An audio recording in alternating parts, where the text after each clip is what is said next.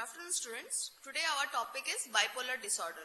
So what is this bipolar disorder? Bipolar disorder means there are two poles to this disorder. One of the poles is manic and the other is depressive.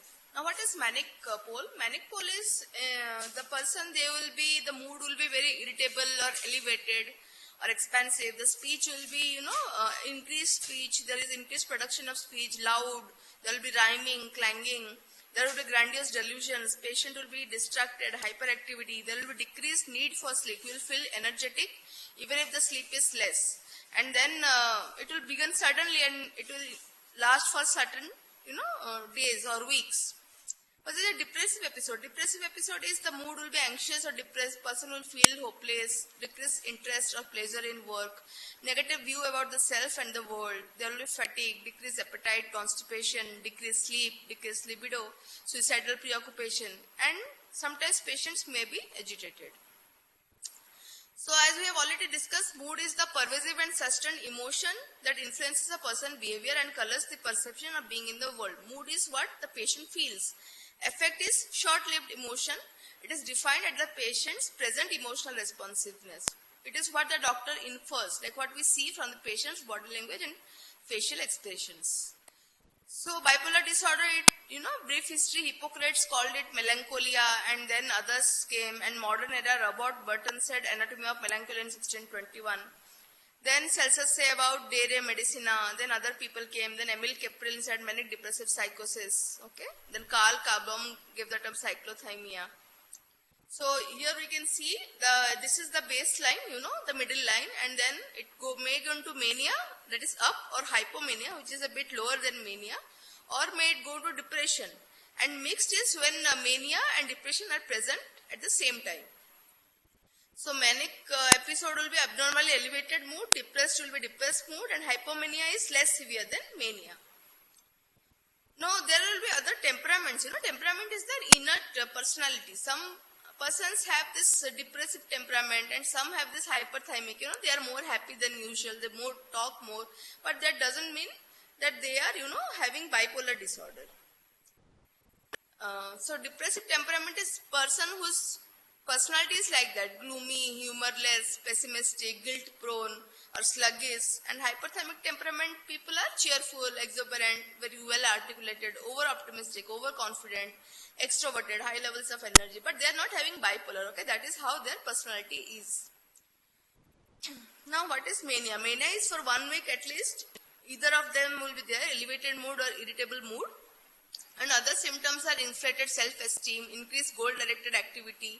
They will take unnecessary risk, decreased need for sleep. They will not feel tired even if the sleep is less. They will be easily distracted. They will be more talkative, and they will have flight of ideas. Depressed is 2 weeks, at least this much with their depressed mood or loss of interest. Then there will be decreased or increased weight, sleep disturbances. They may be agitated or retarded. They will have fatigue. They will feel worthless, guilt, and they will not able to concentrate. They have suicidal ideas, okay. These are the criteria. Now in bipolar 1, there will be a manic episode. If ever there is a manic episode, it is called bipolar 1. But if there are never any manic episodes in the whole lifetime, only hypomanic episodes, then it is bipolar 2. Depressive episodes may or may not be present in both.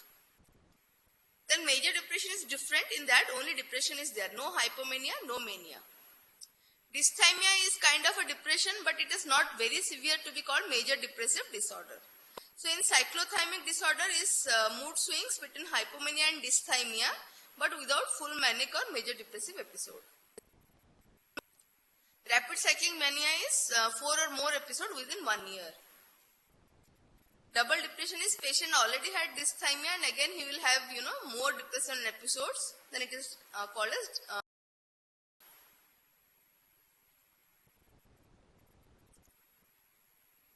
So what is the epidemiology? Normal population, it is 1% in general population, more in women. And it has a polygenic inheritance, like twin studies have shown that 50 to 70% chances of developing the disorder in monozygotic but separated twins. That means it is inherited, more chances of being inherited. Linkage studies have identified these chromosomes, that is chromosome 18, 21 and 22. Psychodynamic factors are most theories, they view manic episode as a defense against underlying depression. That means they want to say the patient is actually depressed, but since the patient has some psychological defenses which does not want to show depression, that's why they have mania. Abraham believed that the manic episodes may reflect an inability to tolerate a tragedy. The manic state may also result from a tyrannical superego which produces intolerable self-criticism. A cognitive theory in mania is a mirror of depression, wherein overvalued positive ideas like I am special, I am greatest automatically arise, distort reality, and this time in the opposite direction. Thinking itself accelerates in mania. They think very fast. By and large, cognitive theory has had less to say about mania than depression. So what does the cognitive theory in mania state? They mostly focus on psychoeducation about the illness, the stabilization of the behaviors, and ask the patient to maintain a regular sleep schedule and emphasize the importance of adherence to pharmacotherapy. Sticking to treatment is very important. Biological factors, biogenic amines are norepinephrine and serotonin. Then there is alteration of hormonal axis, that is HPA axis, thyroid axis. HPA is hypothalamic, pituitary and adrenal axis. Okay. Alteration of sleep, neurophysiology, and neuroanatomical consideration are what are the areas of brain that are involved. That is orbital prefrontal cortex, ventromedial prefrontal cortex, dorsal prefrontal cortex, amygdala, hippocampus, anterior cingulate cortex.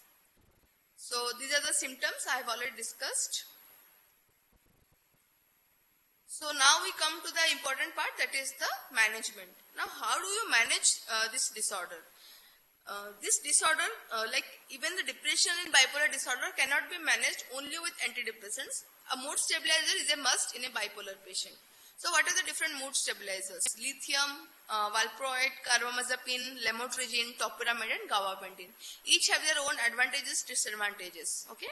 And antidepressants are used in the depressive phase along with mood stabilizer. Always remember, in bipolar, antidepressants are never given alone. They are always given in conjunction with mood stabilizer in the depressed phase. Or other drugs, even other drugs have become the drug of choice. Like quetiapine is a drug of choice in bipolar depression.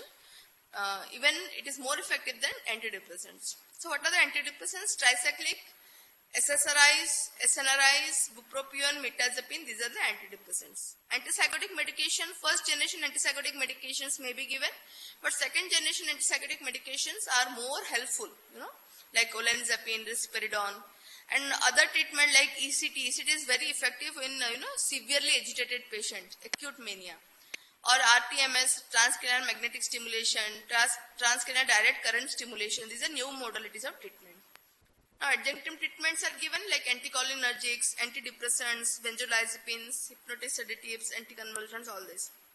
What is the psychosocial intervention? Cognitive behavioral therapy can be done, family intervention, then individual therapy, group therapy, and lifestyle and dietary modifications. Like main is, if the person is abusing any substance like alcohol or any other drugs, they have to give that up. So patient comes with symptoms, then you consider if there may be some other cause, like maybe some organic cause. Is it dementia? Is it substance induced? Is it other psychosis?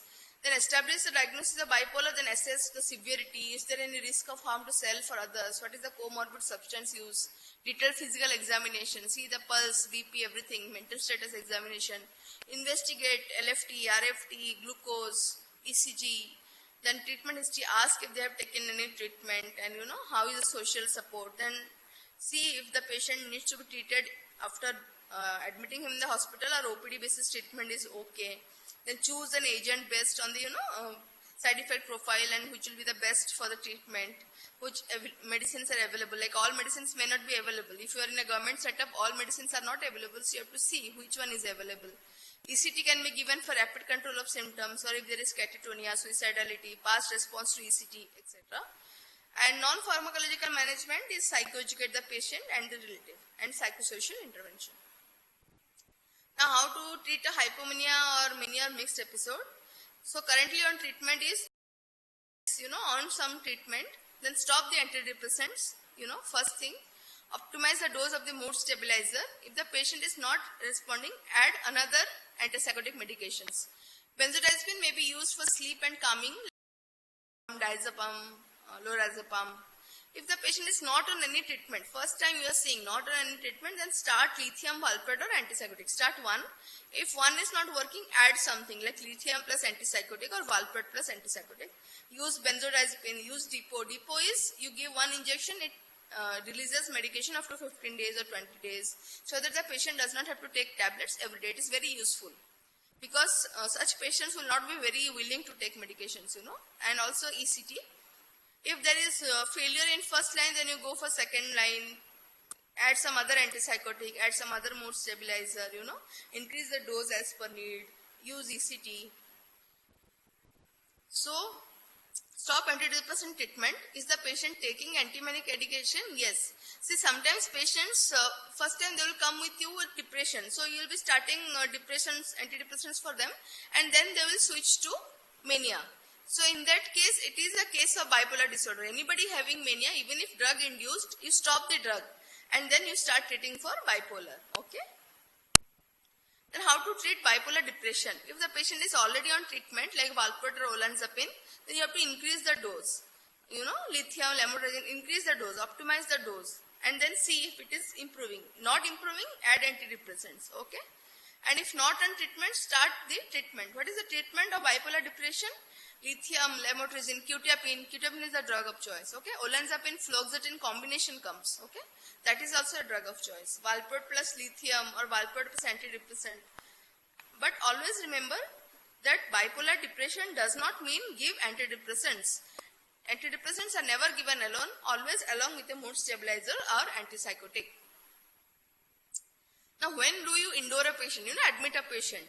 If there is severe agitation or violence or, general medical or comorbid psychiatric conditions or not responding to a combination of first line agents or treatment refractory, like you are giving treatment for a long time but not much improvement.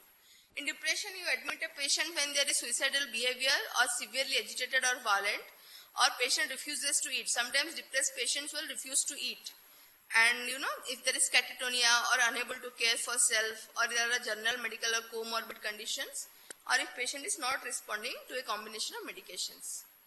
So ECT, electroconvulsive therapy, what are the indications? Bipolar depression that is not responding to adequate pharmacotherapy. Bipolar mania that is not responding to adequate pharmacotherapy. Catatonic symptoms, if there is need for rapid control of symptoms. Presence of suicidal behavior, presence of severe agitation, refusal to eat, history of good response in the past, good response to ECT. Augmentation of partial response, are not able to tolerate pharmacotherapy, treatment-resistant illness, episodes of severe depression or mania during pregnancy. So these are the dose. Lithium around 400 mg per day started, then taken up to 800 mg. Valproate is taken up to 1500 mg or 20 to 30 mg per kg. Aripiprazole, that is antipsychotic, the dose is 15 to 30 mg per day. Asenapine, antipsychotic, 5 mg, and it can be increased to 10 mg twice a day. Cariprazine is also an antipsychotic, can be increased to 12 mg per day. Olanzapine 10 to 20 mg is the dose. Risperidone is 2 to 6 mg is the dose. Quetiapine is immediate release is up to 800 mg and extended release is up to 600 mg. Haloperidol 15 mg per day. Lorazepam up to 4 mg per day and clonazepam up to 8 mg per day. Now lithium, before giving lithium, you have to do all this thing, investigate if the renal function test is okay, if the patient is pregnant or not, and if the thyroid function is okay, lipid profile is okay, sugar is okay, like that. Blood sugar is okay. Okay. Valproate also, like any drug you give to psychiatric patients, it is always advisable, to do a basic blood investigations. Because there may be toxicity, like lithium toxicity, there may be tremors, apathy, gait disturbance, vomiting, diarrhea, and in severe cases the patient may go into cardiac failure. So these are the psychoeducation part. I will tell you how to psychoeducate the patient. Then first you have to assess how much the patient already knows, how much the caregiver already knows. Assess the knowledge of the patient and caregiver about etiology, treatment and prognosis. Then introduce the diagnosis. Then discuss the symptoms of depression, mania, hypomania, mixed episodes. Provide information about etiology. Deal with day-to-day stress. Provide information about the importance of stress management and regular habits. Provide information about available treatment options, their efficacy, effectiveness, side effects, duration of use. Discuss about importance of medication and treatment compliance. Provide information about possible outcome. Discuss about problems of substance abuse, marriage and other issues, and how to detect early signs of relapse. Discuss about communication patterns, problem solving, disability benefits. Discuss about relapse and how to identify the early signs of new episodes. Mania mostly starts with sleep disturbance. Like a patient, if they're sleeping regularly, known case of bipolar disorder, sleeping regularly, the first symptom most of the times is sleep disturbance. So patient relatives have to be psychoeducated that if you feel your relative is not sleeping properly, that is the time to come to the doctor. Then discuss about relapse, improve the insight into illness. Handle express, sometimes patient relatives are too critical or overindulgent. You have to help them express their emotions in a proper way. Enhance adaptive coping to deal with persistent or residual symptoms. Sometimes 100% it cannot be cured, some persistent symptoms. So you have to help the family members deal with them. Advice for lifestyle and dietary modifications. Then there will be some rhythm therapy and main thing that is important is improve adherence to treatment, okay. Explain when and how often to take medicines, preferably give once a day dosing. Prescribe minimum number of tablets. Always ask the patient about kind of formulation which they would prefer to, like tablet or capsule or liquids. Check the whole prescription, okay, and explain the patient about the beneficial effect and a side effect. And explain that the patient needs to take the medication even after feeling better. And if there are side effects, what they should do? They should report the side effects and come to the doctor. And they cannot discontinue the medications on their own. They have to take the consultation with the doctor. So what are the risk factors? 4 or more cycles per year. Hypothyroidism, long-term aggressive use of antidepressants, comorbid substance use, minor stimulant or caffeine abuse, cyclothymic and hyperthymic temperament, female gender, menopause, temporal lobe dysrhythmia, several episodes of stressors as an effect of kindling, onset of illness as a depression, frequent and more depressive episodes. Okay, there is some gene abnormality, COMT, BDNF gene abnormality. Okay. So what to do if there is suicidality? Risk of suicide is high in patients with bipolar. It is seen during the depressive episode or mixed episode, maybe in manic episode also. Suicide can be in the euthymic phase. It can be at any time, to be precise. So you need to evaluate patients if they have any suicidal ideas, plans or attempts. And if they have, then they should be admitted and indoor management should be done. Psychoeducation of patient and family need to focus on discussing about warning signs of suicide. Patients experiencing severe distress due to a feeling of loss, stigma are to be provided psychological support and monitored closely. Use of lithium has been shown to lower the risk of suicide. ECT is an important therapeutic option in patients at high risk of suicide. How to deal with catatonia? Catatonic features may be seen in both depression and mania. So whenever patient presents with catatonia, all possible differential diagnoses should be considered and investigate to rule out any organic cause. Then management may use of benzodiazepines like lorazepam, and or if not responding to benzodiazepines, then ECT. Psychotic features, psychotic symptoms are seen in bipolar, mostly in mania. Then give them antipsychotics. Violence and aggression should be treated by indoor hospital stay and giving them preferably injectable antipsychotics.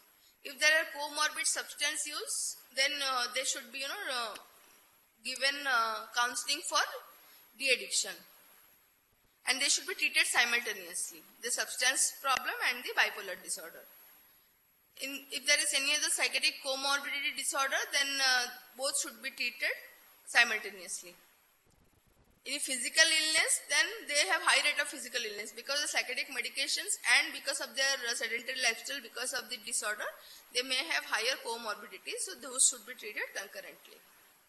Before taking them for any operation, lithium has to be stopped before surgery, if any surgery is needed, okay, and after surgery, when the patient is stable, again, lithium can be started. In pregnancy, lithium and valproate should not be given because they are teratogenic, they harm the fetus. There is congenital malformation, especially in the first trimester. So pregnancy should be planned, okay? And after the medicine is discontinued, you can see if the patient is maintaining or not, or else you can restart but in second or third trimester, not in first trimester, because first trimester the organs of the fetus are developing and lithium and valproate will cause malformation. After after birth of the baby, that is postpartum, there is high risk of relapse. So the patient should be started, that is a mother should be started on medication but with monitoring. Okay.